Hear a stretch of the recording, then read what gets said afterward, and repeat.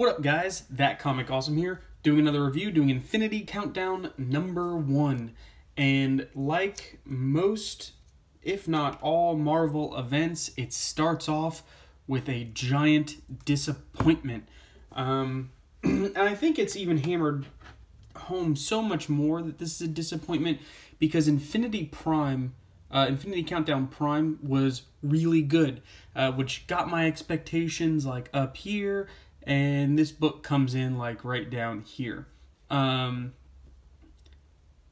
I just I really enjoyed Prime, how it pretty much gave you a map of, hey, you know, this stone's here, this stone's here, this stone's here, and you had all the players. And so what I was expecting, again, and what I think a lot of us are expecting, is we're going to focus on like all of these like players moving closer and kind of coming together for like an epic showdown kind of thing. And this does not start off like that at all. So first, you get this cover, and I don't like this cover, and it took me a while to figure out why I didn't like this cover. And I pinpointed it. The one reason I don't like this cover is Wolverine. Like everyone else, you have Captain Marvel, Mangus, you have Gamora, was it the Supreme Skrull, Loki. They all look decent, but Logan looks like he's out of some cereal box cartoon or something like that. Like it doesn't fit. Yeah, so my next big problem with this book is the stones, which there are 2 referenced in this book, are almost only like footnotes in what is happening. This book, Infinity Countdown 1, should have been a Guardians of the Galaxy tie-in at most. Like this should not have been a #1 issue. It essentially focuses on Drax and the Nova Corps and the rest of the Guardians of the Galaxy fighting the Gardener, who, again, I haven't been reading Guardians, but I guess has been kind of making like evil Groots that are like trying to like terraform this planet almost. You know, global warming and whatnot. So they're fighting him.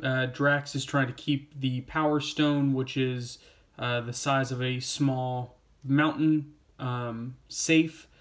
And that's pretty much the gist of the story. There's one, I would say one kind of plot point that kind of changes things, and spoiler alert, I'm going to show it. It's nothing, to me, nothing major, but it's an interesting character development.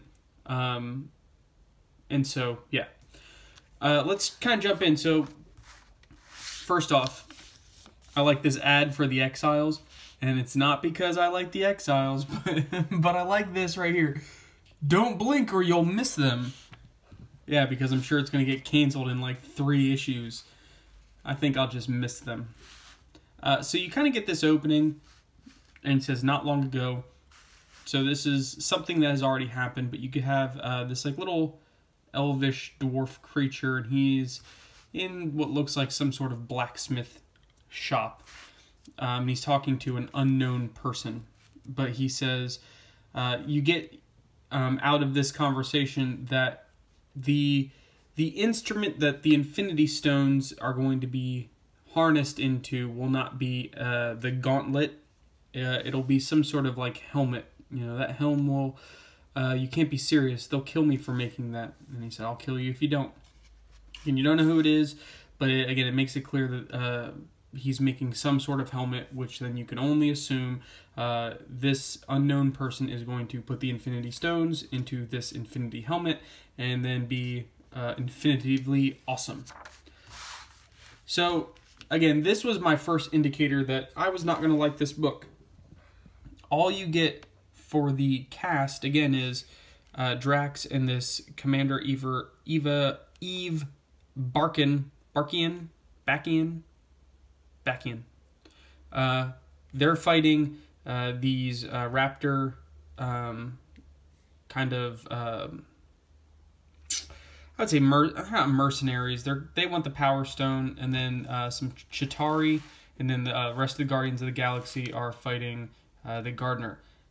Also, again, I don't read Guardians, but when did Ant-Man join the Guardians of the Galaxy? But yeah, again, this should have been a tie-in, not the book, not a number one.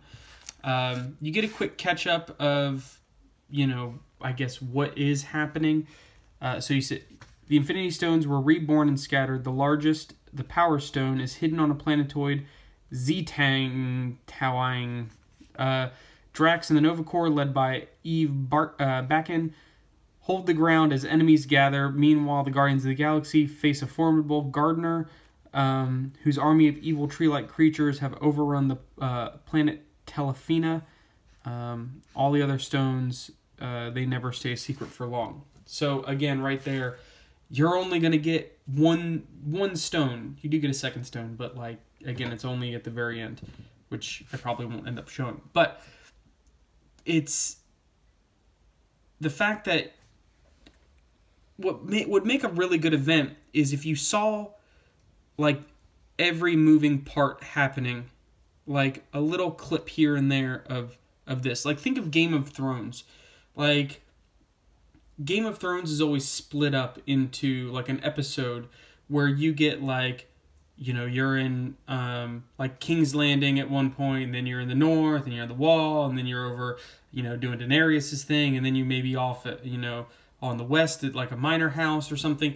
And in one episode you kind of get a little bit of movement, all the key movements that you see, and all those key little movements bring you to the season finale, which is always effing awesome. That's how events should be made. Sorry, I'm getting excited. Ooh. But so you gotta get that little catch-up thing that was on Prime, where it shows kind of how the Infinity Stones work and who is in possession of each of them. Oh my God, she's pregnant. Funny story about this, and I'm gonna be quick. My wife is pregnant, and we were in a comic shop several months ago, right after we found out, and we passed by the trade paper of Spider-Woman, and it was a Spider-Woman where she was pregnant, and my wife went, "That's really cool. They did a pregnant superhero."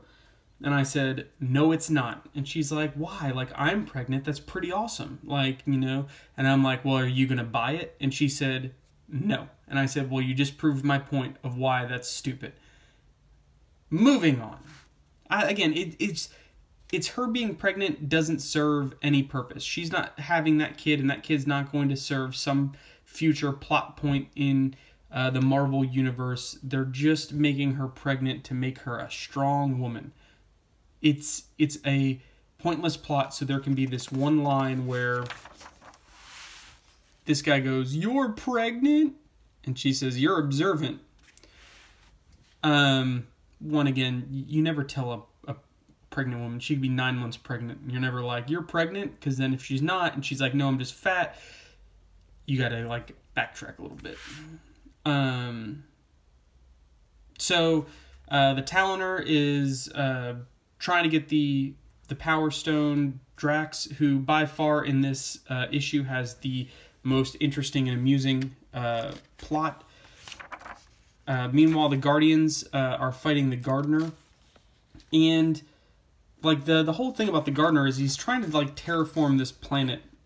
Imagine if there was who is it? It's like Captain Planet. If he came back to Earth, and was like, "I'm gonna make everything green," you'd be like, "All right, cool, environmentalism," But here they're like, "No, stop the evil trees."